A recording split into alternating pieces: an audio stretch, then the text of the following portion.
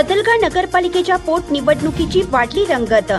शहरात वाहू लागले निवडणुकीचे वारे। चिकोडी तालुक्यातील सदलगा नगरपालिकेच्या 4 प्रभागातील पक्षांतर बंदी विरोधी कारवाईमुळे अपात्र व सदस्यत्व रद्द झालेल्या 4 प्रभागातील पोटनिवडणुकीसाठी नामनिर्देशन करण्याच्या अंतिम तारखेला 18 अर्ज दाखल झाले असून पोटनिवडणुकीची रंगत वाढली आणि शहरात निवडणुकीचे वारे वाहू लागले।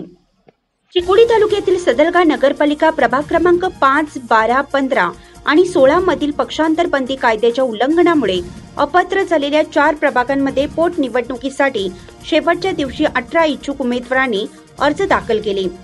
त्यात काँग्रेसचे अधिकृत उमेदवार 4, भाजपचे अधिकृत उमेदवार 2, उर्वरित 12 अपक्ष उमेदवारांनी आपले उमेदवारी अर्ज दाखल केले आहेत। असे एकूण 18 उमेदवारांनी अर्ज दाखल केले आहेत। प्रभाग क्रमांक 5 साठी सदलगा शहरातील सर्वात जास्त म्हणजे 6 उमेदवारांनी आपले उमेदवारी अर्ज दाखल केले।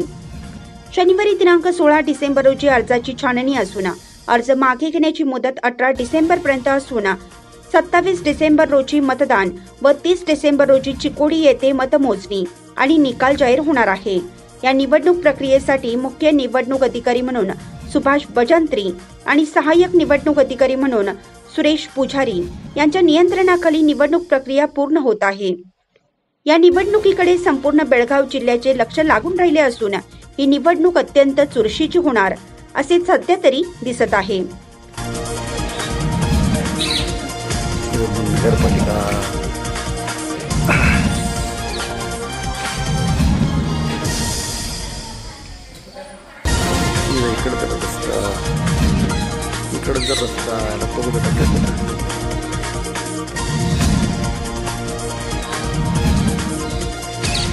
पंच न्यूज साठी सदलगाहून अण्णासाहेब कदम।